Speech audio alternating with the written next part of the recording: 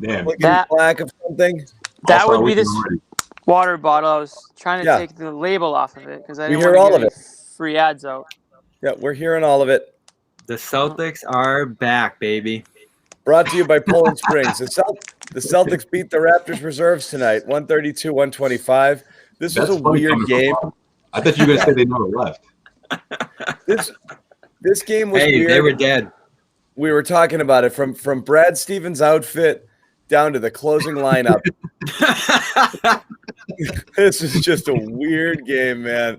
You got Teague, so weird. Chris Boucher at 30 points, and then Grant. What a weird game this was. You got Teague. Boucher up, freaking the water boy, hitting all these threes. Sorry, Jimmy. Boucher, Powell, Stanley Johnson. Like, who are these guys? This is the Raptors system. It doesn't matter. Lowry's going to leave, and then some guy off the bench named Malachi Flynn's probably going to come in and be the best point guard. No. Wait, Bobby, this isn't the Raptors system. This is the Celtics giving up threes. Like, this is the Celtics going up against a team that has more than, 4 guys or so that can knock them open. Those Raptors produce guys out of nowhere. Boucher, he wasn't – Jimmy said during the game he didn't even exist a year ago, and now he's – one of the best young centers in the league. He's playing the Celtics, where Raptors' dreams come true. Like, didn't we say before last show that there was going to be a performance like that? Oh man, yeah. Not only because it's comeback. I mean, it's not only because it's payback for what the Celtics did to them at TD Garden, but this is payback for last year and for this ongoing rivalry or whatever you want to call it. Because the Raptors, those 3-point shots always go in against the Celtics, and the Celtics just let the. I mean. They do it against a lot of teams, but especially against the Raptors because the Raptors have weapons. They have guys that can do that. I'll tell you this. You're going to see that Tatum went to the free throw line for 2 free throws at the end that weren't important for the game, but was important for something else. You're going to see that on SportsCenter tonight, him missing that first one. That ruined some people's night. Oh, it was that was the spread buster there? Yep. That was it. Really? Yeah. It reminded me – I was in college, and I think Syracuse was up 2, and it was a 2.5-point spread. And they got some garbage free throws at the end with 1 second left. So they need to just hit one of those free throws for the cover. And the first one misses, and you just hear the whole crowd silent. You just hear one guy go, "Oh!" And then the second one misses, and the guy even louder, "Oh!" That was crazy. Yeah, that kid had no chance to make the second one after that. Jeez. Yeah. But this was a weird one. I guess we'll start with what happened to Daniel Tice, Bobby. It's what I've been saying about that center position. It's going to change every single game. Now, I didn't see Grant coming out of the woodwork to absolutely dominate this game. But was this an injury or a doghouse situation? How do you play? How does your starting center play 7 minutes?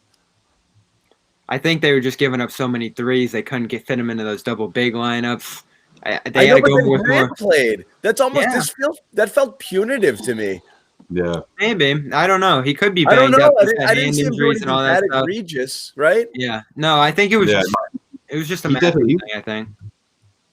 Yeah, for sure. He was playing the doghouse, and I think at this point, 35 plus games into the season, Brad Stevens is just not going to have any tolerance for that, especially for a starting center. So I definitely think that was it. This is a doghouse game, and shout out to Brad Stevens for doing that. We give him a hard time for not being. I thought they traded him at halftime. Nasty, that's how a quiet man's mean and nasty right there.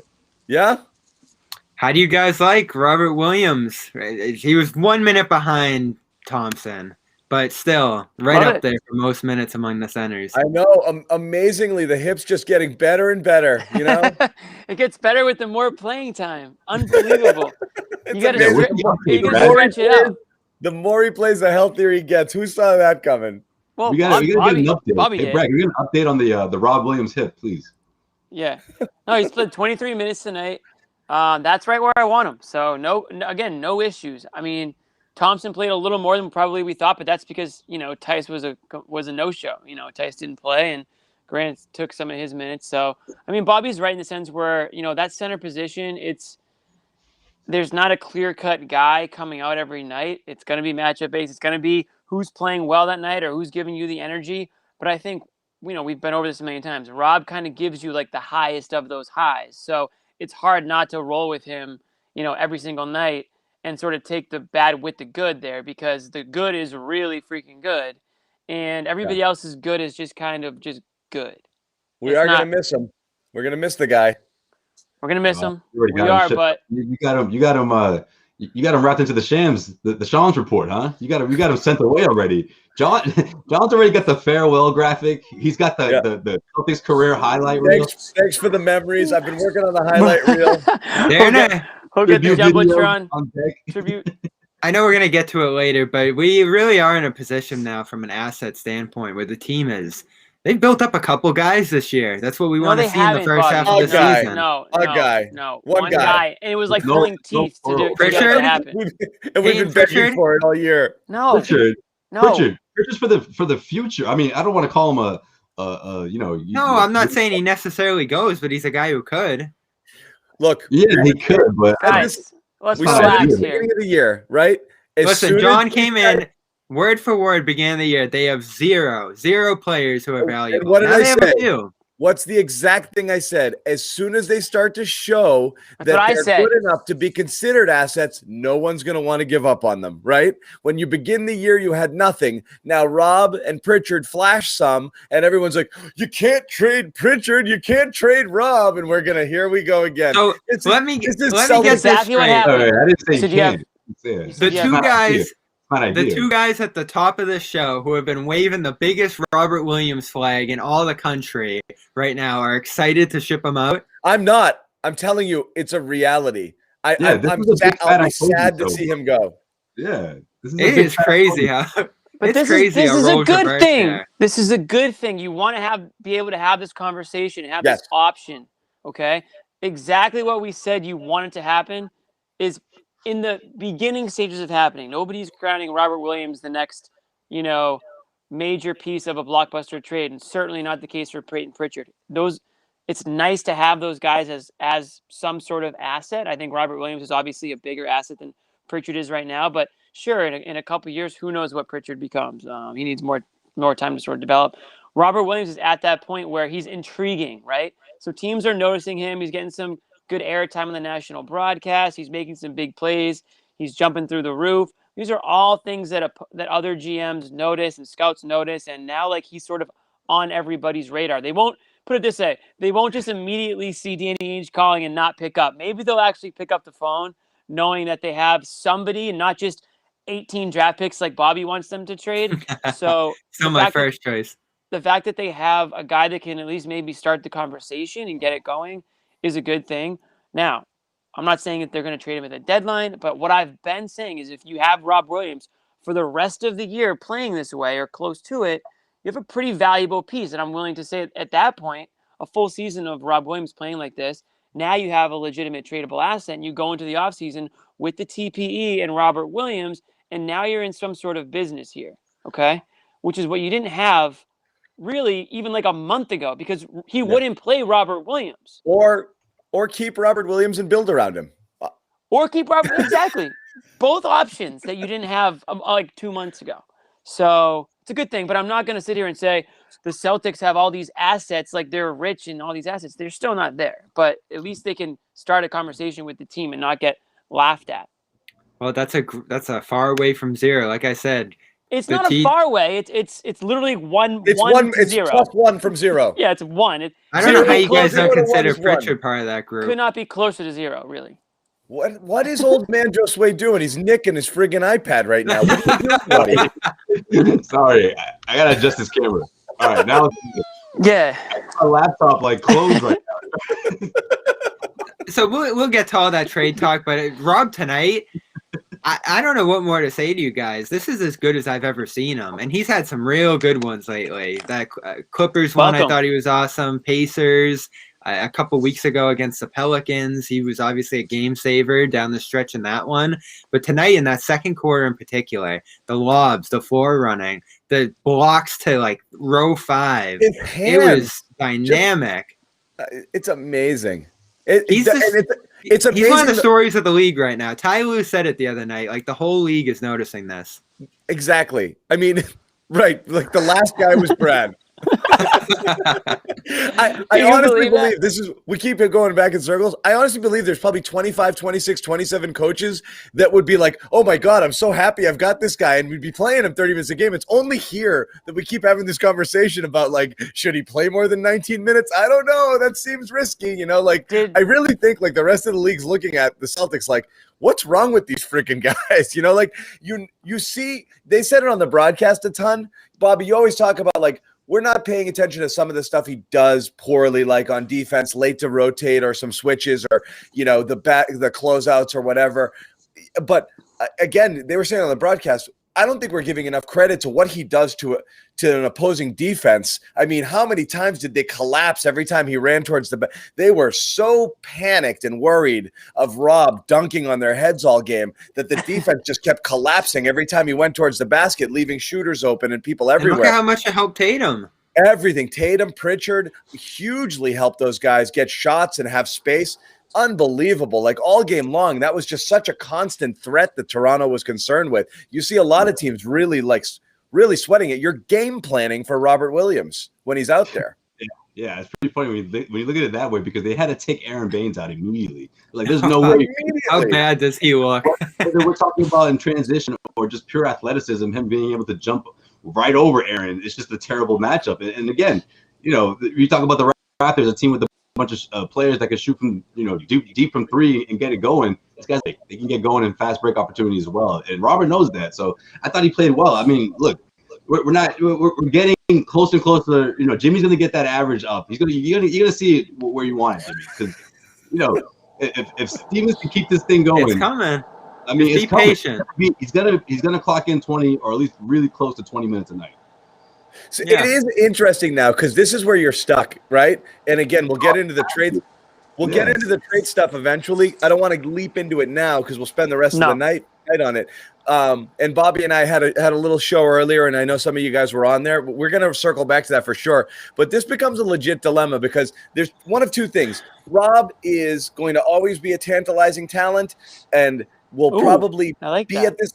But he might stay at this level and not much beyond it, and that's just who he could be, maybe forever. Or you're just scratching the surface of someone who could be a special player, and you're going to have to make a determination on it pretty quickly. And, you know, like, you know how reluctant Danny was to send some guys off. I don't believe they view Rob in this light, so I do think they'll include him in a package. I think Ainge wants another star in here after having had so many walk over the years. But this is one of those situations where you're like, wait a second, are you about to give up on somebody who's just about to reach that next level and could be a legit star? I mean, we talk about the whiffs in the draft. You know, like, if you found somebody who's legitimately a cornerstone piece in a low 20s sort of spot, like, that's where the Celtics have been missing and lacking in the last 10, 15 years, is they haven't hit any of those others there to help supplement their higher end talent and get cheaper guys who can contribute. And right now you might have one, and then you're going to let him walk out the door, not walk out the door, but as soon as he starts playing well, you pack him up and ship him out. And I think people are going to – I guarantee if we put it out there or put a poll, it'll be a pretty dead split on whether or not you want to include him in a package, right? Of course it would, because that's what Celtics fans do, is that they always do. They hang on tight to their guys, which is fine. I mean, that's probably what a lot of fans do, right? You're partial to your guys, so that makes sense. But think about it like this, John. They're not giving up on Robert Williams. They're building him up, and they are then trading him away, because if they don't, then you're giving up on essentially Gordon Hayward, right? You're getting nothing for him, essentially, because you probably won't be able to get rid of that TPE. Maybe you can toss a pick in. It depends for what. Right, that's what I mean. Depends for what. So you might really be able to get somebody really good who's available in the offseason if they're not available at the deadline, if Robert Williams is included in it, because of how well he's playing. Now, if you think he's going to tail off, then you try to trade him now while his stock has never been higher. But I don't think that's the case. I think that what Robert Williams does well, he'll continue to do well. He's not just like a flash in the pan point guard, like, who's just on a tear right now. Like, the things that he's doing well, you have to see him continuing to sort of go on that trajectory for a bit here. So that's why I think the longer they hold on to him, the more he's worth. Now, they might also say, we want to keep this guy. We'll figure out another way to bring in talent, and we want to build around Rob. We want him to start at center next year and all this stuff. But then, this is year 3, unfortunately. It would have been great if we saw this Rob in the rookie season Rob, and then takes longer with bigs. You really got something here in the 3rd year. It did take longer. I know he had injuries, and obviously Brad, saw a million things wrong with playing him. So here we finally are. So great to see, and just kind of go from there. I'm not saying trade Rob right now. You have to trade him. I'm just saying essentially that the fact that you have him available and he's growing in value can only mean good things going forward in terms of if they want to think about that. So I'll say this. I don't think there's a question about whether he's going to improve or continue to grow off this. I think that's evident. He's going to get better and better with positioning and all these different minor things that need to be cleaned up on his end. If those are worked on, he's going to be a dynamic force in this league because we see what he brings to the table already. It's exactly what you want from a center in today's game, particularly with the personnel that the Celtics have around him. You like to see more refined offensive game. Like I said, he doesn't really have any moves down low, even for a baby hook or something like that. Yeah. Or just, he doesn't have any of that stuff yet. We make fun of Thompson, but Thompson at least he's got that little thing where he'll use his body a little bit and get off a little hook. You'd like to see Rob develop. Even we're not talking Kevin McHale stuff, but at least be able to catch. Yeah, catch and either square or go or do something. And I actually like his stroke from 10, 12 feet there. He's just not – he doesn't – He might be able to hit threes one day. I was joking about that a little bit earlier. When he catches, his first instinct is to give it away. I don't think – I think if he was a little bit more aggressive within 12 – in that 12, 14 feet range, I think he could knock those down. He just hasn't yet. Yeah. Listen, I'm not opposed to seeing the Celtics trade. But you're right, Bobby. He could do threes. Yeah. Sorry. It all depends on. No, it's all good. It all depends on the deal, obviously. But I just don't think you sell this stock right now. It hasn't peaked yet. I mean, it hasn't. Right. You have to. Again, we talked about this the last couple of episodes. I mean, regardless of how you feel about the Celtics' chances of going to the NBA Finals, but one deep playoff run is enough exposure to put this guy on a platform for everyone to see. I mean, they're already seeing it right now. I mean, look at the way they were talking about him on national media. Last game with the Clippers in town. I mean, I think all of that is relevant, and guys, or I should say national media is keeping a close eye on the Celtics because they're a 500 team, or at least they were, and they're trying to climb out of that, possibility of falling back into that hole. So, yeah, I think the national media is certainly watching the Celtics, and Robert Williams has a lot to do with that. But here's the thing. We keep talking about, and we're going to talk about later, but deadline deals and this and that, the other thing. You need to trade somebody to get somebody. You can't just think that you're going to get away with trading picks. So what's it going to be? Unless you trade 5 or 6. Which never happens, and we're not going to get into that right now. You're the only one using that little disclaimer. No. We're not going to get into that right now because we'll just go off the rails. We'll get there. We'll get there. Go ahead, Jimmy. I apologize. No, not you. It's not you. Josue apologizes for Bobby. It's Jimmy. Somebody else.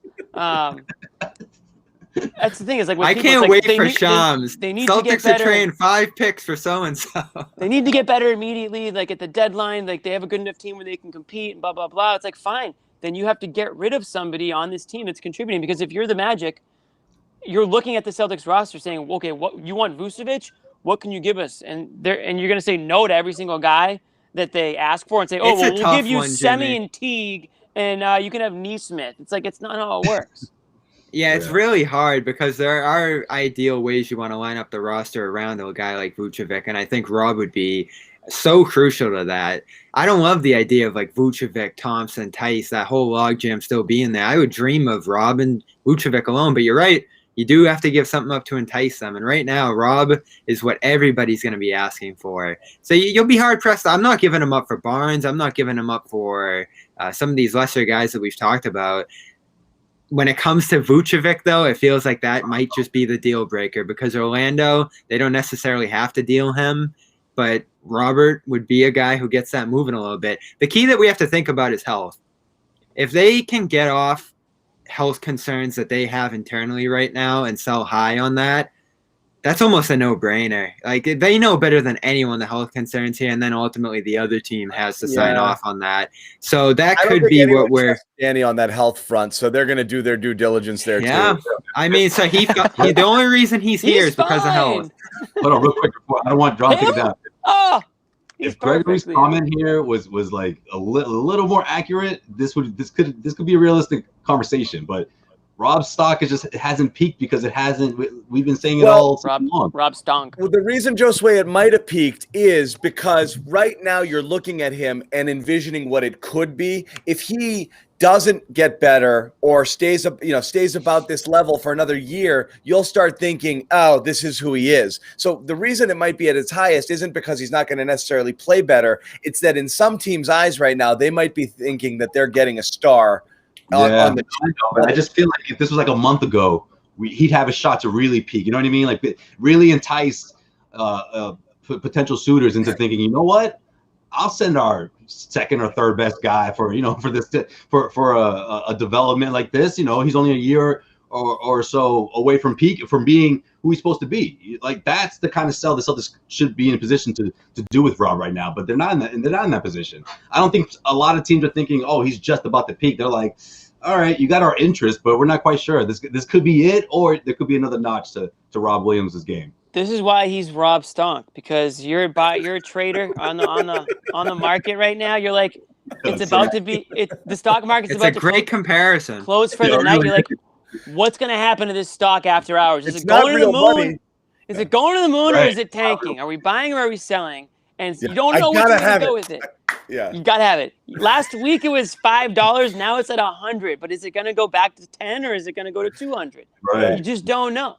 Yeah. And that is the beauty of Rob Stonk.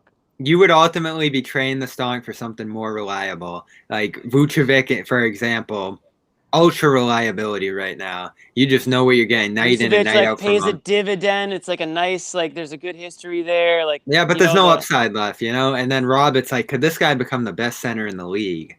That's what people are thinking about right now. You know? I mean, look, we had that seems extreme.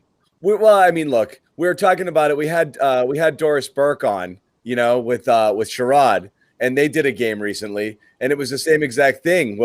She's talking about? I mean, the quotes were like, every single game I do, I watch somebody.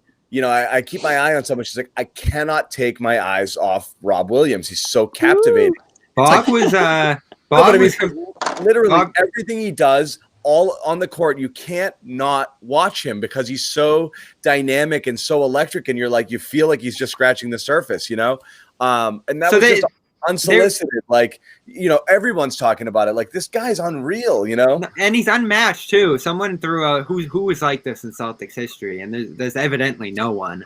No one has ever played this kind of style in Celtics history. Evan Valenti threw out a tweet today. Who's been as good at catching lobs in Celtics history? And I think that was it. Yeah, was Andrew DeClercq. It's like there is nobody even close. But he is putting together this resume that his overarching impact on the game, whether it is the lobs, and that's obviously a big part of it, but also the shot blocking, the versatility, the size, the rebounding now that has gone through the roof. To see a guy, and I threw the stat at you guys earlier, when he plays 20-plus minutes, the Celtics are plus 51. Are you kidding me? This isn't a guy who plays 2 minutes, even though it feels like it to you guys sometimes. He plays a medium amount of minutes. And to be plus 51 when your minutes tick up, and that means you're going against more starters. You're going against bigger, more consequential minutes in games. That's just unheard of. So, we're creeping in the territory. It almost sounds like you're lobbying for playing Rob Williams more minutes. I can't tell. Weird. No, I've never disagreed with the potential. I'm just terrified about the health. And that's what everybody's been worried about since day one with him. Everybody, or you and Brad? Why'd he go 27th then? I mean, that's my big question. I don't know. Why did get the green light? Put it this way: any player go 27 at his best, without any concerns about either his overall game, his maturity level, and/or his hip. At the highest in that year that he was rated was 14, 15, 16. So the Celtics. No, he was a top 10 prospect after his freshman year. Beginning the year, but at the end of that year, after watching him play, and again, he was still defensive player of the conference. He did things that year. I mean, he was slotted in the teens. So when he fell into the 20s, everyone was like, this feels like a steal. You always want to get those guys that fall because obviously their pedigree and their potential is seemingly higher. It doesn't feel like some bottom feeding pick. But I mean, there wasn't he was going there somewhere in that first round. I just think there may have been some maturity issues or some. He was a project still. Yeah. It was a very mix. raw, very, very raw. Wasn't ready for the NBA. I think there was maybe some maturity issues. Obviously, the guy didn't even show up to his own freaking everything press conference and first. It was a mix of that, but it was also a medical. I mean, shortly after it came out, he's got blood flow issues in his legs. That was something that was talked about a lot in the aftermath. Imagine if he didn't, how high he could jump. Oh yeah. Yeah. So it's always going to be lie, lurking. Man. Hips don't lie. A wise woman once said. Mm-hmm. Shakira. No one's doubting the potential here. That's always been evident. It's just, are you going to stick with some of the inconsistency and some of the health concerns here? They're real.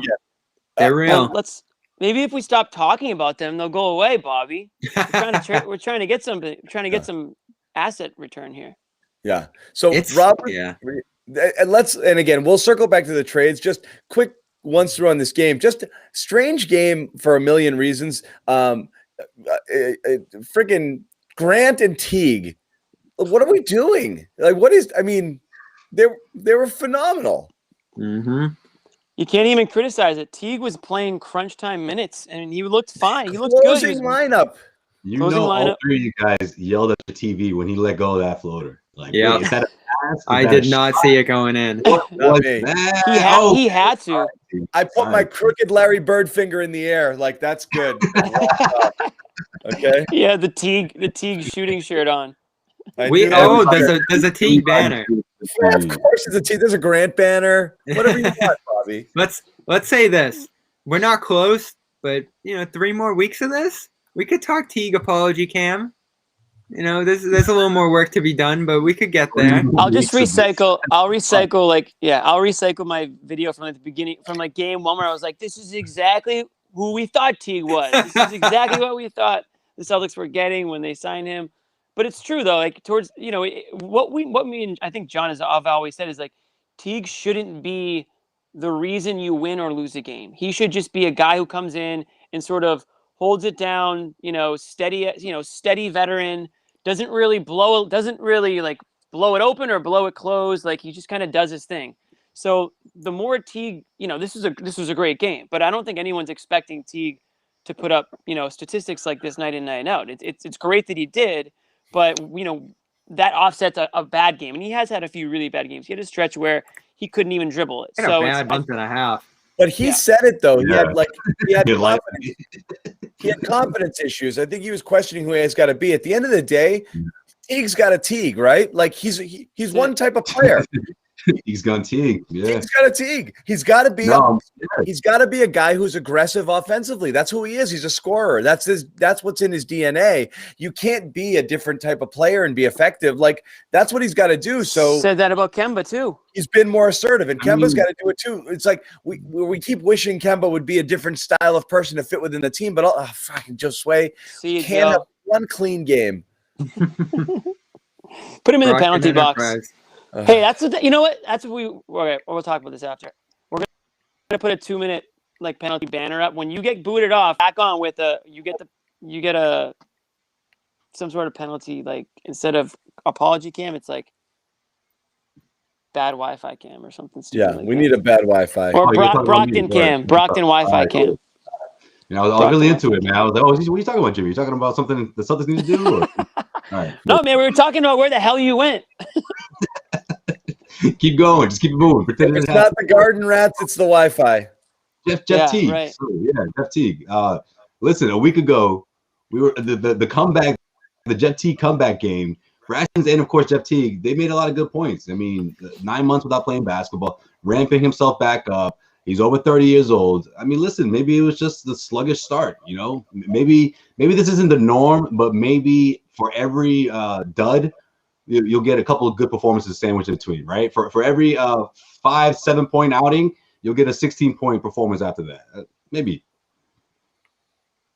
I do want to. I'm not going to be able to pull the clip, but those comments the other day from him were interesting. That you said, Josue, the layoff he blamed it on, but then he also had this burst of confidence. I think he called himself one of the fastest guys in the league, and said he still like feels as good as if he's in his prime. And I'm just like, wow, those are pretty big. He's one of the fastest guys in the league. Yeah. So he comes out there, and one of the last few games, I think this one and the Wizards one for some stretches of that game in particular, he did have the burst to get by guys. On that last play, the floater of this one, he was able to get a little bit of space on his man and get that floater off. And it was like, wow, this is shades of old Teague. And I've never been the biggest Teague fan, but he could score in his prime. He was a double-figure scorer routinely. And that on this team, there's a place for that on a team that's starving for offense. And you don't love the way it comes. This guy's in love with the isolation as much as anyone else in the league. And the way he set up that last shot in particular, it was like 9 seconds of the shot clock of him just pounding into the ground. But they don't have much else of a choice right now. And if he can carve this out for a few more weeks to come, there's minutes for that. Certainly over Nesmith. And that's what's funny. I wow, said Teague, you had to go there. Teague took over for Nesmith. I mean, those are you're right. Unprovoked shot. No, but it's true. Nesmith, Look at who didn't play. No, it's true. He got a shot. Yeah. The win streaks coincided with. He didn't get a shot. Removing Teague from the removing Nesmith from the rotation, playing Teague more, playing Rob more. Those are the that second unit looks so good again. Those are the three things that have happened in the win streak. Yeah, but it cracks me up because Nesmith technically got a shot. Technically. What do you put together? Like, I don't know, 18 points or so in like 2 or 3 games, and then that was his shot. That's it. 2 games where he had a couple points, but one of them was all garbage. He sucked. He got his shot, but he never took a shot. You gotta shoot your shot, man. Shoot your shot, guys. Tough when you're not a dribbler. He just got his feet into the pool. He didn't even get to swim yet. It is tough when you're not a dribbler, Bobby. In this offense, it's all ISO. And he's nervous. He's really nervous to put the ball on the ground. You could see every time he catches it, he wants to get rid of it right away. And if he dribbles, he's looking around to see if anybody's close to him. He's really not a confident ball handler. See, Josue, that's a perfect analogy, Josue. Josue's in the little end, going feet first, touching his toes in. You got to be diving off the diving board head first in the NBA if you want to make a splash. You can't be just touching your little toes in the kiddie pool. So I put the Rob poll out there. Would you trade Rob, or is Rob tradable? 56% no, 43% yes through 76. That's scientific. It's done. It's settled. Celtics Nation has spoken. We won't talk about it anymore. Somebody go get Danny. Get Danny on the horn. What did Danny vote for? Not going anywhere. Don't do it. It's like 17 votes. 17 votes. It's settled. Yeah.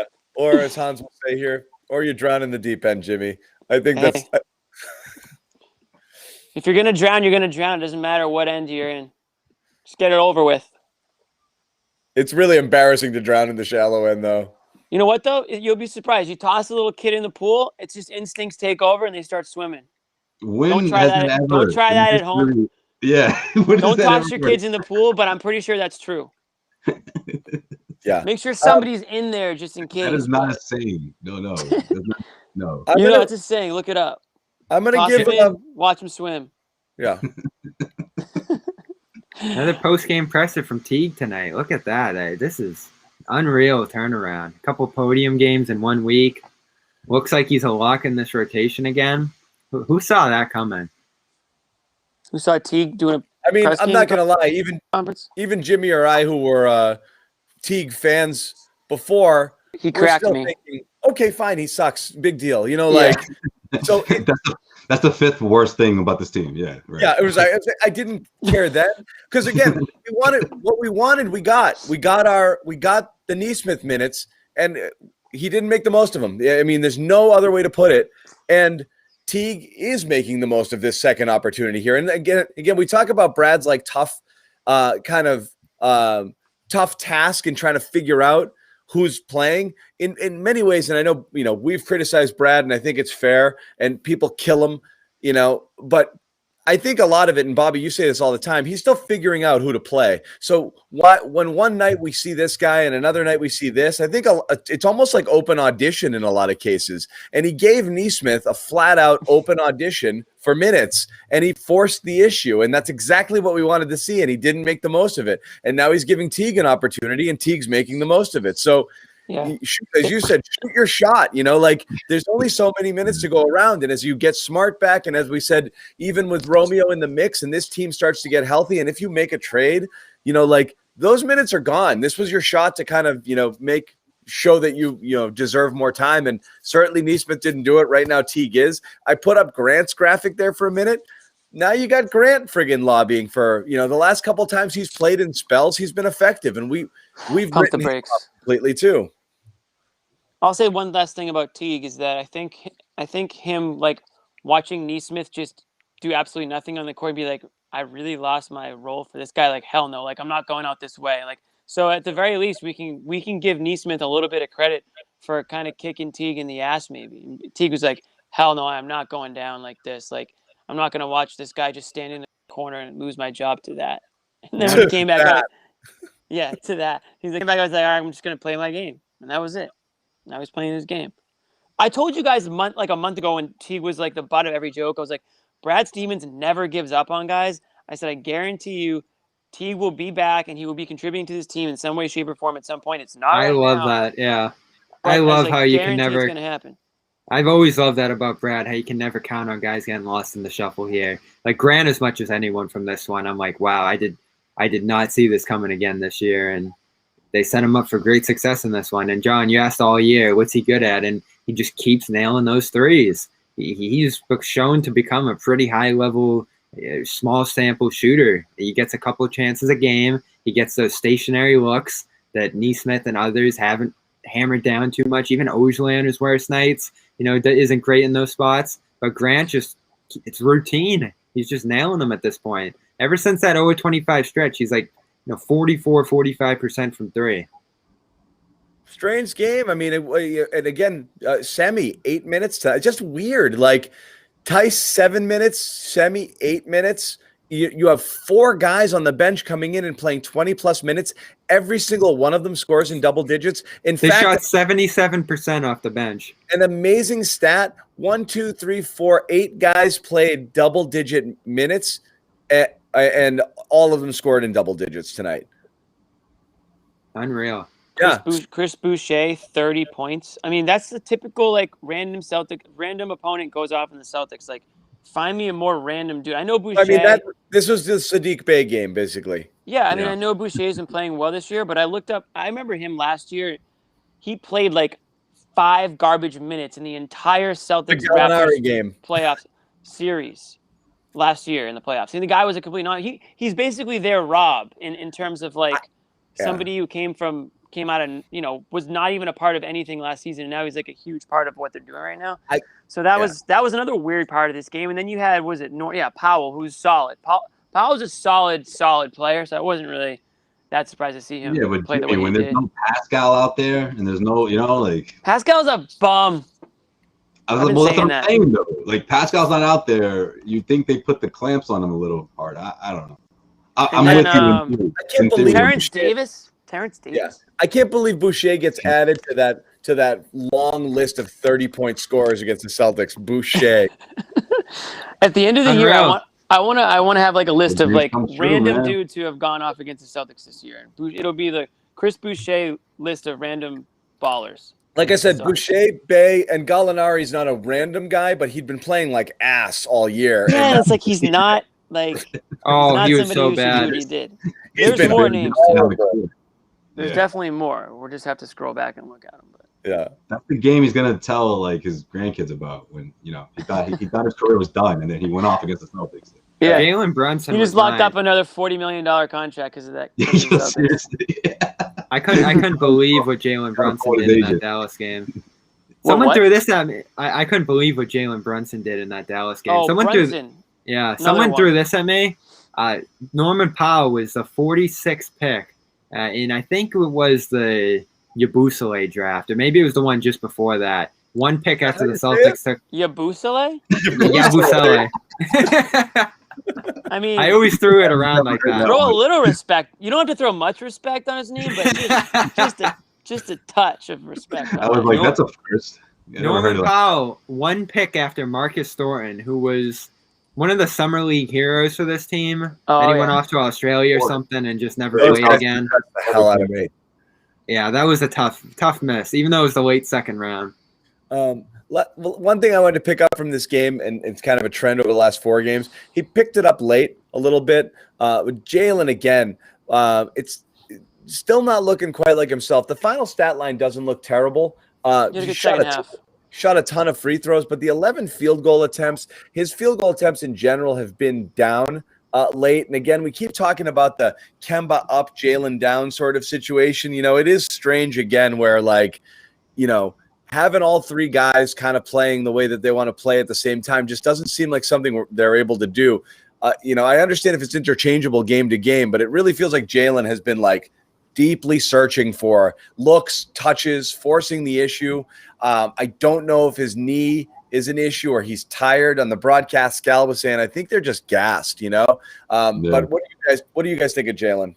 Yeah, I think he's tired. I don't think it's a matter of him trying to force the issue. I mean, look, the way the offense flowed, the way the offense flowed tonight, you could tell everyone was in sync and in tune. And I think Jalen was obviously he was cold. He wasn't himself in terms of being smooth and in his attack. But I don't think it's a matter of him reaching or trying to force the issue, because we've seen that Jalen, and that looks a lot worse than. I mean, look, this is what do you have? 21 points. I mean, that was a quiet 20-point score night, right? I mean, it's not terrible. It's just not the same.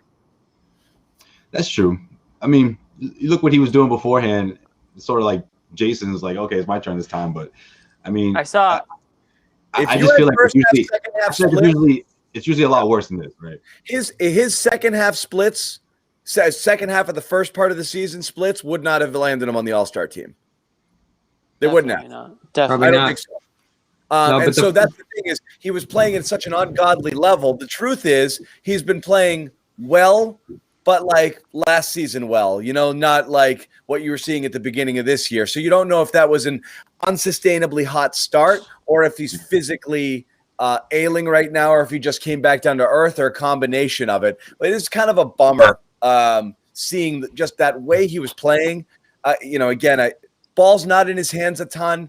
He's not getting as many shots as sometimes you want him to get, but I also don't know if maybe that's partially because he's just a little off health-wise right now. And at this point, I'm more worried about his knee than Kemba's knee, to tell the truth. Whoa, no, amputate. It's a 3-point contest, John. That cannot be true, John. I did that just for you guys. Well, if that's the case, then Danny Ainge should be on the horn right now doing everything in his power to trade Jalen Brown. Because he has a degenerative knee condition at age 24. Personally, I would hope that Jalen Brown would just tear his ACL and get it over with. Yeah, exactly. I'll tell you one of the weirdest things about this game and Jalen Brown was that I actually saw him crack a smile at the free throw line late in the fourth quarter. I don't think I've seen that guy smile once in the last 2 months. So maybe that, maybe that's Jimmy's a sign always of, on smile patrol of things to come. I'm a big smile guy. People like to count charges taken or whatever. I like to count smiles on the court per 36. Everybody's gonna be ear to ear all game long. Jimmy's gonna be on top of them. Well, he's last in the league in smiles per 36. So I mean, listen, attitude goes a long way out there. Kemba Walker smiling through whatever pain he's may or may not be going through, depending on if you're on John's side of things where you think his leg is close to be falling off. He's smiling through it all and, doing everything he can to keep the team in good spirits through tough times. So there's something to be said about that. So I'm taking a look at the game log with him right now because I do think this is all physical. Him and Tatum just look dead to me at this point. And we've all talked about the wear and tear of their roles. Best all-around games in a long time. Yeah, he gritted this one out big time. But for Brown, super efficient, did everything in this game, everything. After those 2 rest days that he's had, and one was a back-to-back rest game, so he had a couple nights off. But first game after that back-to-back rest, he had 33, 12 of 20, and then after the most recent rest game, 8 of 14. So good games after he's able to get some rest, legs underneath him, that kind of stuff. Back-to-backs, when he plays both halves of those, looking a little more shaky. On the 16th, 11 of 20. On the 17th, 6 of 20. So I think for these stars on this team with, same thing, 12 of 20 on the 23rd, 6 of 16 on the 24th. I think Jalen and Jason have had to take on so much for this team that it's completely worn them out. Let's go to the All-Star game. Yeah. Well, Brown said he's not going to do much there. Just those threes, and who knows if he'll play in the game at all. Like, he definitely has the mentality that he's going to be leaning back. Yeah, but what, 5 minutes or so? I don't think that's going to impact him too much. Who, Brown? Yeah. You think he'll only play 5 minutes? I mean, he's going to get a lot of guys. I'm not really worried about the minutes anyway. They play at 30% anyways. Unless something fluky happens, like he's not going to do any damage to his knee. It's just you could just be resting and like using that time to just sort of get your body as a whole just like back on some sort of regular human being type of a feeling, you know? So when they're bomb Atlanta and hang out and party for whatever, I'm not saying they haven't earned it. I'm just saying, is it the best thing for the team? Is it the best thing for the Celtics? Probably not. Nope. Grumpy old man boomer take, but I agree. Probably not. I would have rather Jalen had it out. But it's his first one. He was like last man out last year. Atlanta. I get all the reasons for why. It's like, fine. Here's the thing. You can justify him going. There's great reasons to go. Would everyone have been happier if he said, I'm going to sit it out? Absolutely. But not happening. You know what, though? He's got some money on the line, right? Him and Tatum. I'd want them in an ice bath for a week right now. He doesn't get any bonuses for like making the All-Star team, but Jaylen Brown gets some pretty big bonuses if he makes any of the All-NBA teams, I believe. So he's probably thinking like, and that's something that the media votes on, which I think is kind of crazy, that like the media can like determine whether or not a player makes, you know, X amount of money. I think that's bananas. It's stupid. And like, imagine if like Bobby Manning had like the like power to make somebody like $10 million. I mean, he'd be a dead man walking. Bobby Manning, who, by the way, was supposed to go to the game tonight, but is actually on the injured reserve list right now. That's true. Speaking of guys who need to rest this week, added him to the list. After rolling an ankle, getting posted up by a shorter guy. Is that what it was? Was a short guy defending you? You went underneath him on a shot. He got underneath me, and my ankle just gave out. I told you guys. Bob, how'd you do it? It's a massive challenge for big guys. Opening up the fridge or something? Yeah, it was a great trip over your dog. Level sprain we're talking here. We're not talking tib fib here, right? You didn't fracture this thing, did you? No, I think I'll be good to go. I just need one game off, one night off. Luckily, the break's here too, so I get a whole week off. Actually, it was good timing for this, like the Toronto COVID outbreak.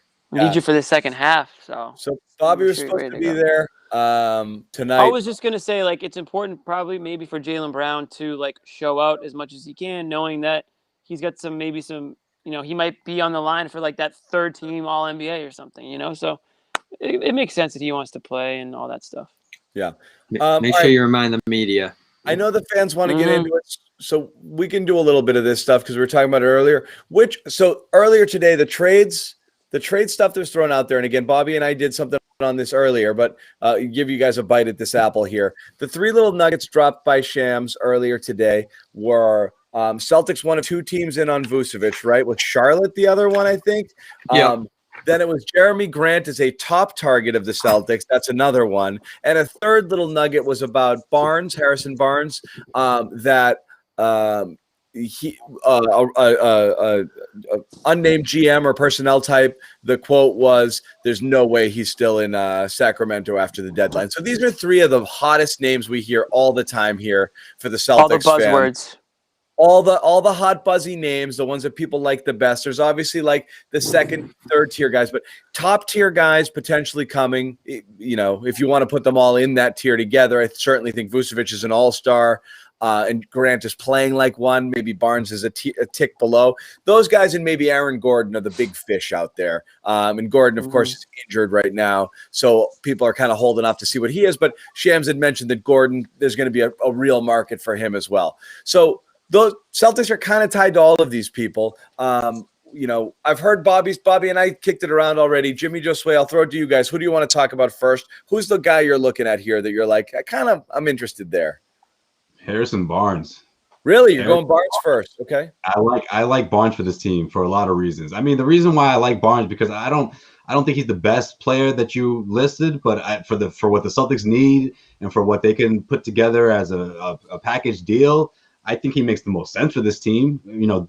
we talked about the wing position, and we're talking about both ends of the floor, right? I mean, who else can really give you that on both ends? Still on the younger side, still has a little, he's still a guy who's maybe not an all-star, but like you said, he could reach a tier below, especially on this team. And I just think he fills a void that this team desperately needs, whether we're talking about pick and roll defense, transition defense. He can run the floor for you. He got a 3-point touch, especially deep in that corner where you can really spread the floor for guys like Jason Tatum and Jaylen Brown. That second unit, he would be the muscle alongside, or at least, or maybe he start either way. Like, look, you mix him into this.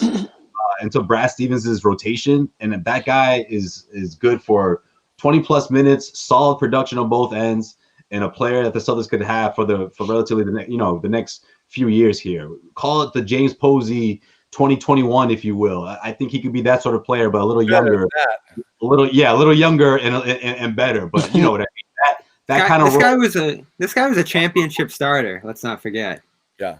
Right, but Bobby, I mean, that was a few years ago. But in that same token, of course, he has that experience as well. But I just love everything he's doing right now on the court. Just the way I landed where you did, because of the practicality of it, I actually think that he's the guy. The Celtics can make it work with the salary, and they can give up some stuff, but not gut. If Vucevic is the other part of Sham's report, Vucevic is going to cost you a lot more. Right. I think Barnes, there'll be competition, but I do believe that of the people out there, he's the one that's the most reasonably priced. And what we were saying earlier was 80% of Hayward, is roughly what I think he gives you. And I think they're missing that more than anything else they have right now. But I don't know. I'm worried about Miami getting involved on him. I hear they're involved, and I'm like, oh Lord, don't let that happen again. There's 4 of these guys. There's 3-4 guys who people that will make you vastly better. And then there's a bunch of role player guys in the buyout market, And so right now, if you're going to go in, you got to go in. And any team that wants to or has the space or thinks they can pull it off, certainly there's going to be competition. But Jimmy, your thoughts on Barnes? I like that idea too. I didn't want to copy just because that's boring, what would you give up for him, Jimmy? I think you got to give up a pick. Just say Rob. Yeah. See, Rob here. I'm holding Rob here for sure. No, I wouldn't give up Rob. I was thinking more along the lines of a Nesmith or a Romeo and a pick. But why do they want that? Well, who had the Sacramento contact? Is that you? Well, John, this is the problem. It's literally either literally Rob or somebody that they don't want. Then, and if you don't want to give up Rob, then you can just sort of say, take your pick of these 8 guys, and we'll give you a couple Let's picks. Pretend a first-round pick and a second-round pick, and a guy like Nesmith or Romeo. I mean, now Romeo's injured. Every pick to me is Rob and whatever number of draft picks you think it needs to get done. Exactly right. So I don't want to give Rob up for Barnes. I believe it's Rob and a first or Rob and 2 firsts. Then I'm not trading for Barnes. I'm not doing it either. This goes back to what I said. This goes back. Yeah, this goes back to what I said. Where I don't think Ainge does something like that because he's not going to make a panic. That to me is kind of like a panic move. You're just trying to fill a void that you have this season to try to win this season, and you're gonna give up your only asset, your only tradable asset for a middle of the road, above average, solid player. No, not a knock on Barnes. It's just that I think Rob can get you more if you hold on to him a bit longer and wait to the offseason. So if I had to I'm not saying do Rob, it. I'm saying I believe the asking price of any team, because basically I think any trade scenario is going to be, okay, let's see. We want a player and picks. And the player everyone is going to want is Rob. And then if the next one down, look at it again, to use different analogies here, but with the Red Sox, when it was you're going for frigging, Chris Sale, it's Benintendi or Moncada. They were both A1A prospects. Okay, I want to hold this one so you can have that one. The drop off after Rob, I think, is pretty significant. So it's not like you got that next guy. If you say, I'll just give you this guy, I don't know that there is just this guy. Right, so if the team is looking for a player and picks, I don't know who the player is going to be if it's not Rob.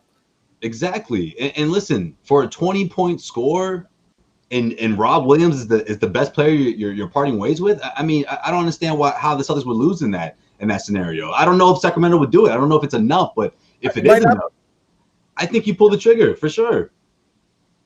On what? Yeah. A trade asking for like Robin a first-round pick or Robin whatever. Again, like, okay, it's got to be a player that's going to have a significant impact, not only this season but in the next like couple, because otherwise you definitely sold like low on a guy who's like trending upwards. This is that's the price. I believe that'll be the price. Rob Williams, man. Like, what if you go? I mean, then what if you go? What about a guy like? I know I've said it before, Thad Young or like a Larry Nance, like somebody. Oh no, you can't do that. That though. What do you mean? No, I wouldn't cheap out on the opportunity to upgrade this year. I think you're in a great spot with that TPE to take advantage of the market and the cap situations. Yeah. Again, I understand. You gotta get aggressive this year. But it's gonna sting a little bit. You gotta give up something real. It's impossible for the Celtics to match contracts. So you use a TPE, you use a piece like Rob. Like in a perfect world. That's what Danny Ainge wants to happen. But he just doesn't know if he can get a team to pull the trigger. By the way, it's a guy that's Nance is my cheap option, but we're not going to talk about him right now. But I wanted to put that up there. Well, I just said Larry Nance. I just brought him up. Yeah, that's why he's like whoever that commenter is like bashing for it. Listen, I'm not saying Larry Nance like get on Larry Nance's back and he's going to carry you to the finals. He's a guy who adds depth. Like that's at the end of the day, like that might be what you want. And maybe and honestly, like how many people have really watched Larry Nance where they're like going to shit all over him right now? Like he's a solid guy. He gives you, a little bit on offense, a little bit on defense. He's like weirdly not a great free throw shooter, but like he's a solid player that can certainly contribute and fit rotation. We're not talking about why is Semi playing way too much or why is Javonte Green playing way too much. Like we never have to talk about that again. You get like a guy like and you don't have to give up Rob or at least you make sure you don't. So it's like you get what you pay for though. Ways. Yeah, but that's why I like these. I like the guys you have to give up less for who are going to give you approximate value to the guys you're going to have to sell out for. So like, if you talk about it, trade assets are coins. If Jerami Grant's going to cost you 12 coins and Vucevic 15, but you can get Nance for 5, I'd take Nance for 5. It's like that's probably how the Celtics are going to approach it too. You're talking Bitcoin? Because that's a lot.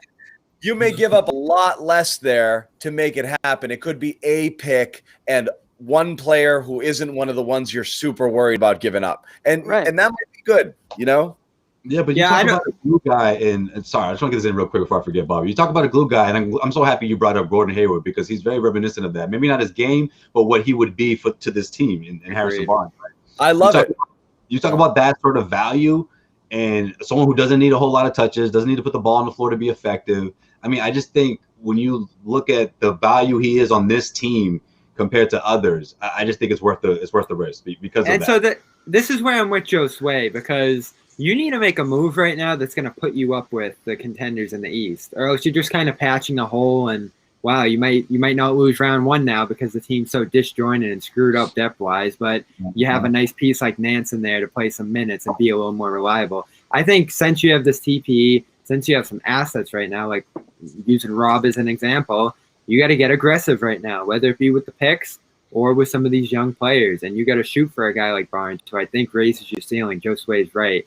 I would go higher for that Vucevic option because I think that's Jimmy talks about selling Rob at the right price. And I wouldn't be thrilled to give up Rob for Vucevic, but I'd feel better about giving up Rob for Vucevic than Barnes because he's just a bigger impact, higher level player, more overwhelming force on the floor than Barnes. Either, Bobby? I would do it for both, man. No, he said he would. No, I would for Vucevic. I'd be dying. I'd hate to see him go, but I would do it. Oh, okay. That makes more sense. Like if you're gonna trade Rob, it's got to be for a guy that's like an all-star or a player that's like already been there, done that. So I don't think Rob is worth that. So that's the thing. That money doesn't translate. That Rob stock doesn't translate into that. The Vucevic one's gonna be hefty. I think you're talking Neesmith, Langford, Rob, and then picks. Like it's gonna be a haul. There's a reason they put massive on that. But if you can come out of that with Vucevic starting, the asking price starts at 7 first-rounders. Again, in any situation here, and I know you guys don't want to hear it. but I am going all in on any of these picks whatsoever. Even if you have to go deep into the future with them, just get rid of them. You don't need. That's the least thing they need right now. On the chat, we've now nicknamed Bobby David. I thought the whole thing was Justice Winslow ongoing joke. Like I didn't know you were actually like you thought that something. All right, but that's a completely different situation. At that point, the Celtics didn't have their core players. Then they drafted them, and then Ainge held on to all those picks because he wanted. This is where Ainge screwed up, and this is why I really want to see him get aggressive with those picks now, because he held on to more picks thinking he was going to get another Brown, another Tatum, he was just going to keep stacking young players. And even if they did another massive trade, even if they did do that, that's not how basketball works. All because of Anthony Davis. Maybe. But I also think he thought once the Brooklyn thing. You got to hold on to the entire war chest for Anthony Davis. And then Kyrie's like, look what he did with Garnett. Like, I don't blame him. Like, that was literally his thought process going into the Anthony Davis plan, like I don't know though, because even after the Davis dream, Quick said it. Kyrie left, and the whole plan got effed. That was the plan. The plan was stockpile, move all of them for your superstar. I don't know though. Mike Ditka trades everybody for Ricky Williams, puts a cigar in his mouth, goes home. That's what they wanted to do. The whole shebang. Take everything we have, the entire war chest. And give me Anthony Davis and good night. That was it. And it didn't Here's happen. the thing, though. Everyone wants us to do it. Let's just do it. Let's go. In 2019, they used 4 picks. And then the next year, the most recent year we're looking at, they used 3. So, again, we're looking at, even after that Davis situation, they still use them. They're still dreaming. You know why they used them, right? They had to. Because nobody wanted them. Right. They were trying to package a couple to move up a spot. Nobody wanted any of them.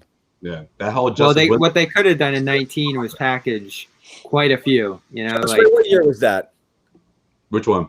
The one they couldn't move up. They tried to take 4 picks to move up 3 spots. That was 14. That was a Rozier year. 15 then. Yeah. 2015. Yeah. They got Rozier, didn't they? Yeah, Justice Winslow. No, you're talking about when they tried to trade for Winslow for that pick? Winslow, they tried to get up to 10 and couldn't get there. They tried to 15. Winslow's year. Yeah. That would have been Rozier, right? Yeah, 2015. Rozier and Hunter. They took Rozier in, what was it, 14? And then Hunter 16, 20. I thought, but yeah. Yeah, 16. Hunter was 20. 23, 24, somewhere there. 23, yeah. Doesn't matter. Anyways. Hey, I liked RJ Hunter. Anyways, listen, I've already said on numerous shows, I'm not on the make a massive trade side of things this year. I don't think that makes sense. I don't think they're good enough to win with I don't know. I'm not on that side. I think it's a panic move they did at the deadline. I want to hold on to the TPE. I want to hold on to Rob until the offseason. I think Rob will be worth more than if you want to trade him. I'm not saying you should, but you'll get a better idea of what you need, what you ultimately came up short on in the playoffs, if you do, and you kind of go from there. I mean, I think right now if they make it true, it's a panic move to replace Hayward mid-season, which I just don't think is a good long-term move. Panicking. All right, so there's no rush, but you keep saying that, and then all of a sudden more draft picks pass, and then more opportunities. I don't want to draft all the players either. I just don't want to rush into a. There's no more the players. It's 1 pick a year now. The assets are gone. They're done here. They have 1 pick per year now. And Bobby, by the way, if you look at the roster, they might need a couple of those picks in the next 5 years because if you take a look, half this team's not going to be on the not going to be. It's the same thing every year, Jimmy. We get working at UPS in 3 years, Bobby. we get excited about those picks every year, and then we realize, oh crap, not everyone's Tatum. They can't come in and impact right away, and then we freak out because they don't play a ton. Because that's how it works with rookies. It's the same thing every single year. You need veterans on this team. It's a roster. I understand, but you're talking about Jeff Teague type veterans at this point when you just leave your bottom of the barrel. Oh, great. Then Kyrie leaving set off a freaking bomb, okay, that nobody saw coming, and then they tried to adjust the roster on the fly. So they've been patching together whatever they could do to construct a semi-competent roster. We were worried about last year's roster. They went to the conference finals and then forced to actually draft the rookies because you actually needed the bodies to play. They needed these guys. They didn't have other options at this point because they had to move so many pieces around to make Kemba work. And then you sell Baines and sell Cantor and all of this stuff. And you're giving away professional basketball players to be able to get enough decent stars. You're just hemorrhaging actual pro players. You had to welcome these rookies into them. You got Javonte Green playing rotation minutes. Like they're desperate right now. They actually had to make these picks this year. They needed warm bodies. It's just the set of events that were set into motion when that happened really messed with the franchise. Yeah, 2019 cost them, but not just because of that, because of the fact that they missed those picks in particular. And they missed. And then at that point, they probably had about 4 or 5, 6 picks maybe at their disposal to try to get a guy like Hero in that draft or someone else further up the board that, again, who knows what they were offering at that time. Maybe they did offer 6 picks for Hero and Miami still said no, or whoever they would have moved up to still said no. We'll never know. But I don't imagine that's what they did. Is Nesmith really going to be a bust? I'm not getting into it. It doesn't matter. This is my point on the rookies. I'm not talking about Nesmith. Josue's like, see ya. No, I'm not. Listen, I don't think Nesmith is a bust yet. I think it's a very, very difficult year for rookies. There are obviously going to be some rookies who are just naturally gifted and are ready to go. And some rookies that need that full off season, need that immersion into the organization or the playbook or whatever it is. It's tough for rookies to join a good team and fit in right away too. So I'm not going to say Nesmith's a bust. It's just not going to be a good year for him. So he's going to need to have a really, really good summer and a really, really good preseason and show that he's ready for the NBA. I just don't think he's ready. He's not. Yeah, he looks so bad. Jeff Teague, on the other hand, has been in the league for 12 years and can just sort of slide in and do his thing and be Jeff Teague.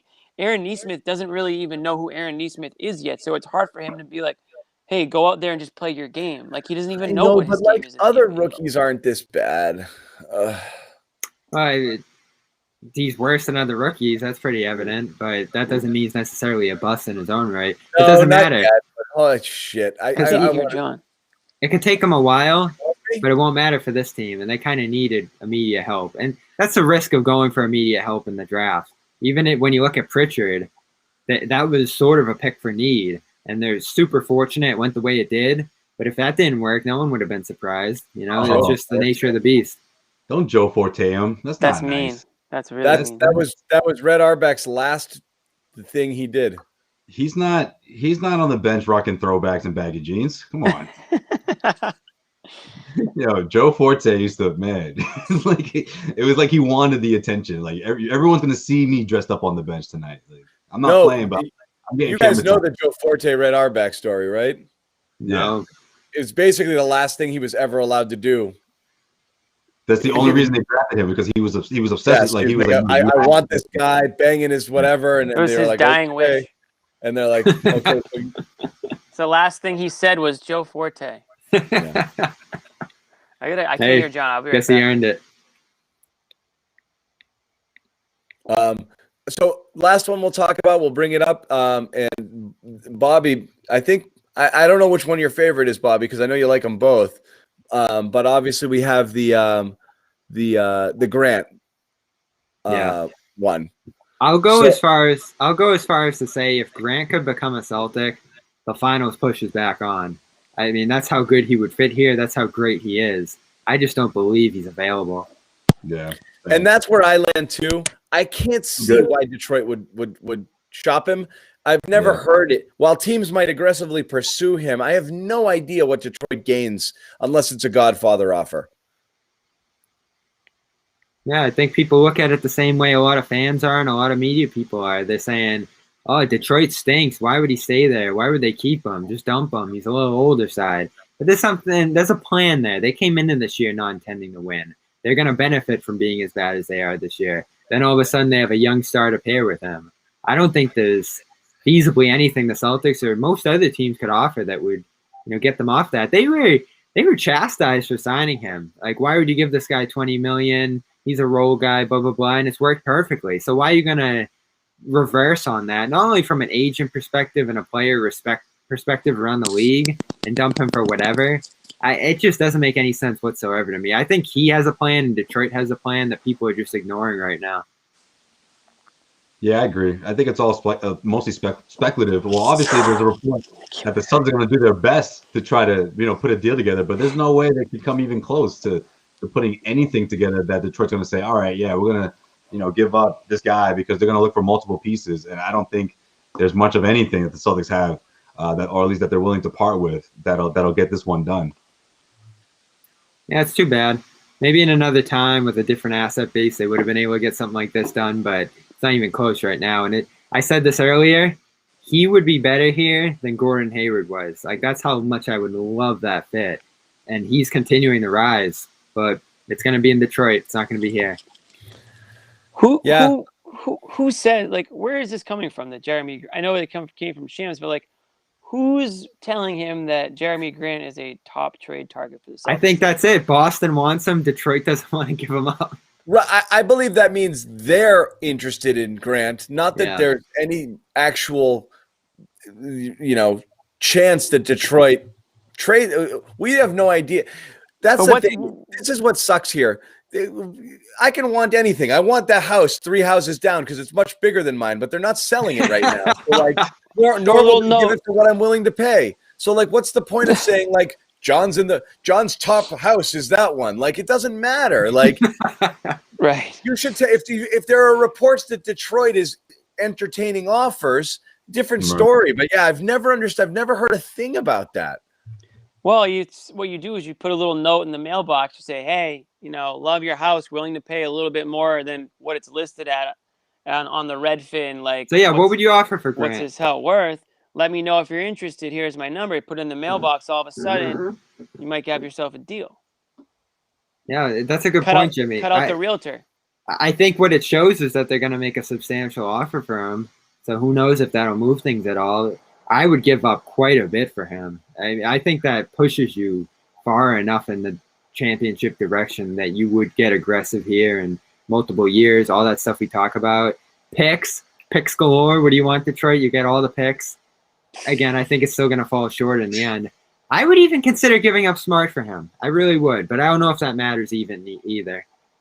Like, I just think you talk about wing shooting, defense, size, ball handling. He's everything Hayward was and more. And he's continuing to get better at this point. This is his first good year. He's been on 5 teams. Yeah, he was really good in Denver. They made the West Finals too. Pretty good. He had a good ending run with Denver and helped them make the West Finals. Oklahoma, he was pretty good. That's obviously what landed him the contract, but he'd never averaged more than 12 points a game prior to this year. So you are definitely looking at a little bit of good player, bad team scenario where he's got 23 points in Detroit, but on a real team, he's averaging 16 points a game. So that's probably closer to who he is. So we got to be careful before you say, oh, he's a top wing or blah, blah, blah. He's really a third, fourth option on a good team, and he should be treated as such when you're talking about what you're willing to give up for him. I like him, but you got to be realistic. Well, that's the other thing. He's the fourth option on the Celtics. Right. It's what would he be on the Celtics, right? Because you bring a player team. But you bring a player onto the Celtics, though, and automatically you're going to be behind Jason Tatum and Jaylen Brown and, probably he's Kemba so Walker. fit to play in that way, I though. like everything about his game, but again, you have to treat the asset for what it is, which is realistically a third or fourth component to your team. What's his contract? To a winning team, not superstar level inserted as he becomes one of your 2 best players. He's the best player in Detroit right now. He's the 4th best player on the Celtics. He's 3 years, somewhere in the 20s, low 20s. So pretty good money. I mean, considering what you were going to give Gordon Hayward. 2 years after this, I think 20 flat or right around there. Yeah, his money's not bad, and that's another reason why it makes no sense Detroit would trade him. Right for what the Celtics can offer. I'm not sure give up a haul. Like we talked about the Vucevic package. And he's in year 1. He's got 2 years left. Yeah, that's a trade that would require Rob to go. Oh yeah, and I would. Sure. I and just 7 think firsts. 7 firsts. Yeah. I just think flip 3 more. I just think he would really move the needle in many of the ways Joe Sway said on Barnes, I think Grant would be an even better fit in that kind of role. Tobias Harris is beasting this year because he has a coach who knows how to coach him. He is, but a pretty good comp there. He's a third or fourth type of player on a good team. And Philly looks like they can win it all. I was gonna say Tobias Harris might be the difference in them winning. I'm not saying he's bad. All I'm saying is when you're looking at a compensation package, you have to factor in that you're trading for a guy who is realistically more like this than he is. But that's what the Celtics need right now. The top of their roster set. They need an elite role guy. These big packages you're talking about with multiple first-round draft picks for star players. This is not a star player. Listen, I'm taking the whole. How much you need him? This is not a star player. He's good. On trade deadline day, I'm taking the whole box of future firsts and just dumping them in the Boston Harbor. I'm done with them. I don't want to even think about a draft for a couple years. Show us where on the doll the first-round picks touched you, Bobby. Like, well, you're so you're so 2019 anti picks, like dude, you know that like the rosters change over every year, and like you need young bodies to like eventually fill those you have to have some. You can't have Semi forever. Hey, tell that to Brooklyn. Brooklyn feels pretty good about winning it all this year, and I don't think they're going to be upset in a few years when they're in trouble. But players got to get aggressive. Listen, if we're talking James Harden, that's a little different. And the other thing is, I think players will be a lot more likely to want to go play in Brooklyn if Durant and Kyrie and Harden are there. But you're right, that was a risk too. They definitely made a risk. But guess what? They also had 2 studs that allowed them not to have to give 7 first-round picks. They gave away Jared Allen and Karis LeVert, 2 players that if you're lucky if Rob has the value of a Karis LeVert someday. You're lucky if that ever happens. That's true, but the 7 picks were a big deal for Houston in particular. I mean, that's what they wanted at the end of the day. The other stuff went elsewhere. So you never know. You never know what's going to entice a team. You never know what's going to entice a player. And we didn't get to talk about All-Star tonight, but Tatum, Brown, they get to go down there, do some work on some guys, see what they can do in terms of enticing help to come to Boston. We know Brown wants some help. Yeah. They need to work on themselves. Is what they need. Yeah, they don't need to talk. I disagree with that. They need to mingle, make friends. They need to have an uncomfortable conversation because I don't think they've had it yet. That's what they need to do. Are you there, Josue? Really? Happen. I'm there. You guys don't see it? Wow. I don't see it, especially like the last few nights. He thinks it's on Brown and Tatum. I think those two need to have an uncomfortable conversation. That's what I think they need to do. That needs to happen. You think they're having a tough time jiving right now?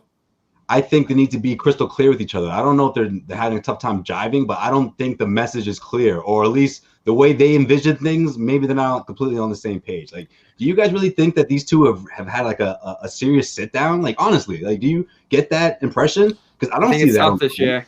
I don't see that. I don't see it in the body language. I don't see a whole lot of rah moments. Shit, I don't know, man. I expected not a speech, but I expected some sort of dialogue, some sort of like, hey, my boy Jaylen Brown been working his ass off for years, and my guy's on the All-Star team, damn it. Freaking, where's his flowers, You remember Jaylen's interview a year ago? Josue, you remember that interview Jaylen did about a year ago when he was talking about Tatum? He's like, yeah, when I first met him, I didn't really like him. Just kidding. Exactly. Right. And I'm like, just kidding, but not really. He's totally not like me at all. And we don't have totally different personalities. We're completely different. Yeah, what was it? Fire and Ice or whatever it was. Yeah.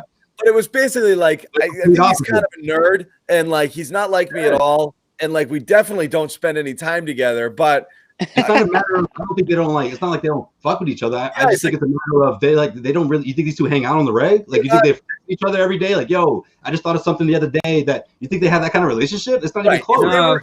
They'd never be friends if they weren't thrust into a situation. They don't have that kind of relationship. Right. Exactly. I mean, dude, Jaylen Brown had went up to Bradley Beal. It's like you couldn't stop hugging him. Right, you think Jaylen wants someone else to come in and take more shots from him? Like, the guy is starved for more attention. You think he wants to go in there and lobby for a third star? He's like, no, man, just pass me the ball a little. Bro, the thing is, like, in the bubble, it was like Jaylen Brown and Donovan Mitchell were like inseparable. Like, they were in each other's videos and like joking around. Right. Those two were like friendship. Those two looked like besties. Like, you're right, and like Jaylen Brown and Jason Tatum definitely don't seem to have that relationship, and like, I'm not going to pretend to know what kind of relationship they have, but it certainly doesn't. You don't get the vibes like you just said, Josue. You don't get the vibes that they're like super like on the same like level, I guess. I did see a little more love between those two in previous points, though, particularly 2018 when they're getting all those wins. You remember that game winner by Brown in Utah when Tatum was all over him. There's been moments. 2018, bro. Man, yeah, I think way back. Yeah, way back there. They were more close than they were closer than these guys did when they were. I think it's the situation though. This year has been insanely frustrating for both of them. So Jimmy's mad there's not smiles like from end to end at TD Garden every night. I mean, they 19 and 17 like this. They've kind of stunk for most of this year. So no one's gonna be happy. No one's buddying up. And this is a tough year to do that. I don't think there's a lot of team building opportunities and big meetings and stuff like that with the COVID stuff going on. So it's tough in that sense. If I'm a perennial all-star, I'm talking so much smack to these two. Like, you guys are chumps. You 500 double all-stars. Y'all ain't nothing. Like, there's so much trash to these guys. Like, are you kidding me? So dude, they don't. Nobody talks trash in the NBA. I don't want to hear about the Celtics all-star duo want to be buddies with everybody. No, they need to freaking hang out with each other and figure out what they need help, Josue. They need help. Yeah, they need to figure out how to get that help or how to get the most out of their teammates. I don't want them outside mingling separately. No, I want them together and figuring things out. And John wants them on the couch somewhere in outskirts of Boston, feet up. He wants them to recruit. He wants them to have like like a table set up with the Celtics. Like, hey, come on down, come talk to us. Here's a sign up sheet. Leave your number. We'll text. Yeah, there's nothing they want to do like hang out on the couch in the Boston suburbs in March. We didn't even get to Jeff Goodman saying he'd be looking to trade Jalen. That's gonna out of All-Star break. It's gonna be another 28 points a game again. Well, again, you got Tatum and Beal. They're gonna be buddy, and like you shoot it, no, you shoot it, no, you shoot it. Man.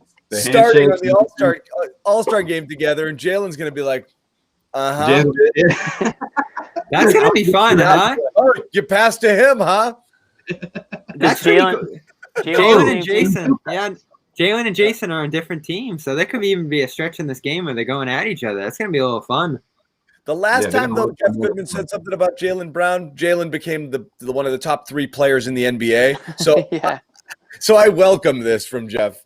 What is up with Goodman and Brown? I don't know. I don't know. I think because Goodman's an agent of Tatum. So I was just gonna say, I was like, Goodman's a big Tatum guy, so we know where he lies. Jalen probably turned him down for something like a few years back. He's like, F Jalen.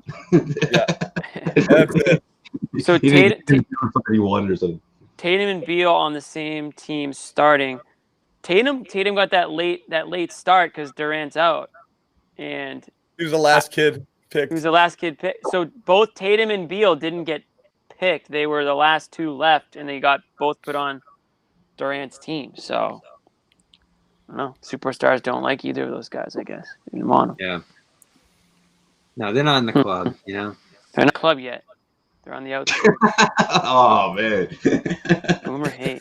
I'll tell you what, Goodman has tons of players love Goodman because he knows them all from college. Yeah. They're just he can't be a boomer because he has so many college friends. Exactly.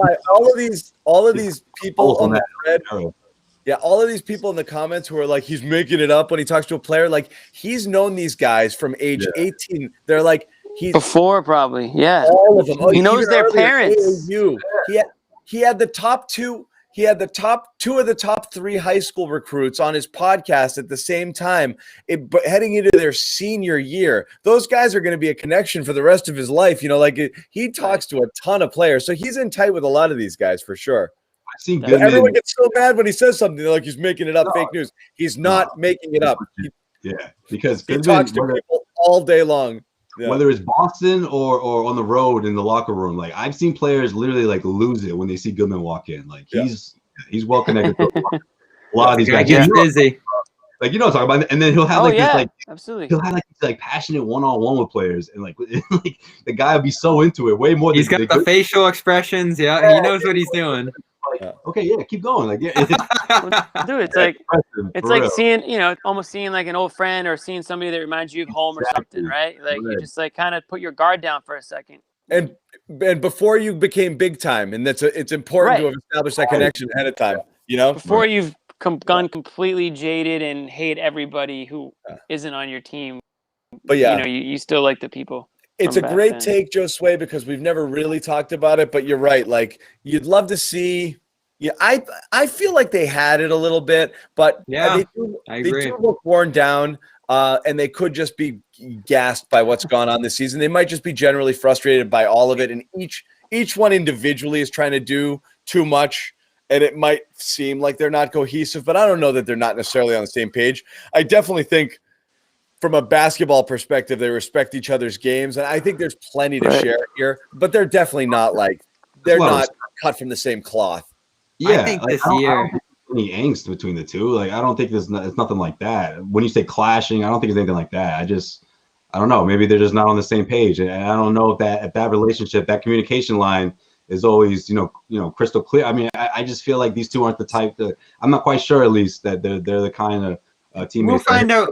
Hitting each other up on the reg, as they should be. These two, they should be, though, right? Like, can we agree with that at least? Like, they should be hitting each other. Like, maybe you don't have to hang out with the guy, but they should be talking basketball all the time, every single day, on ways how to make. What are we going to do? How are we going to get better? Right. Well, they've practically been playing. They've practically been playing every day this half, so that could come over this break, Josue. Like, that's certainly a possibility now. We'll find out about this come playoff time, because I'm just looking across the league every day, and these disasters are everywhere. I think there's a lot of mental fatigue, physical breakdowns. We're seeing the Lakers be an absolute disaster for 3 weeks now. I think they've been about as bad as any team in the league, and I don't think they're feeling too bad about it right now. There's just stretches for teams left and right that have decimated certain fan bases and groups of players right now, that I think everybody's had their little panic moment this year. So, you point out Brad, John. I think Brad's looking a little stressed. This has been a stressful. He is. This has been a stressful year for everybody in the league, and I mean, people don't like to hear it because it sounds like excuse making and they get paid millions. Blah blah blah. This has been a stressful year for everybody. Doesn't matter if you got a million or.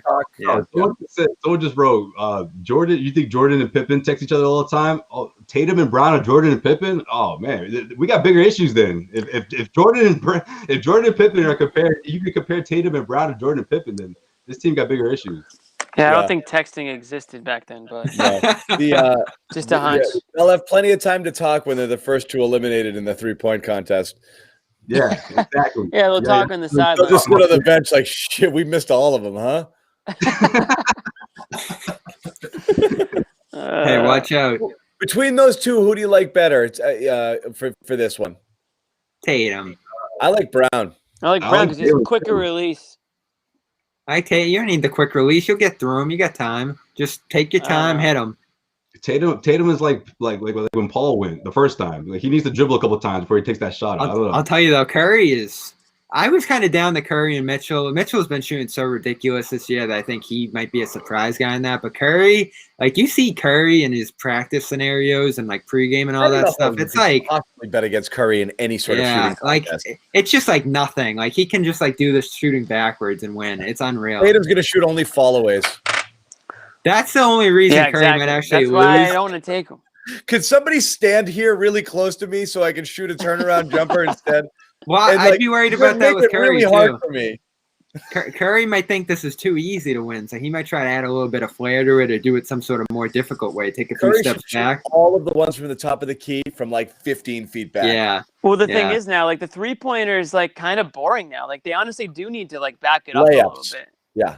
Yeah, they should. Wouldn't that be great? An ultra 3-point shootout with like it would be way more fun with Dame and Curry, and 35 feet only. Right. Well, that's what they're doing now, anyways. So I mean, you might as well back it up for the tournament. Maybe get some more people interested in something different. Yeah, it's gonna happen. That's my prediction in the next couple of years. We're gonna wrap it. I'll just say real quick, that could go wrong because remember when Steph Curry was doing those half court heaves for like what was it? He was going to donate to a charity, and it was right before the dunk contest that he missed like 22 in a row, and it was just getting more awkward the more he missed. I remember that. Yeah. Like, I don't want those. And you realize millions of people are watching live. It's a lot more pressure than just goofing off before the game starts. Yeah. We have gone 90, so we are going to wrap it. But we are, once again, we're going to probably take a couple days. We're around for breaking news for sure. So we will do something if something happens during this little break. But otherwise, I think we're going to come back on Monday, post All-Star break, and reset the second half of the season. First game back is Thursday against the Nets at the Garden. At the Garden, right? No, Brooklyn. Oh, it's in Brooklyn? Yeah. Just way head down there. I'm down. I will go to Brooklyn. Yeah, go.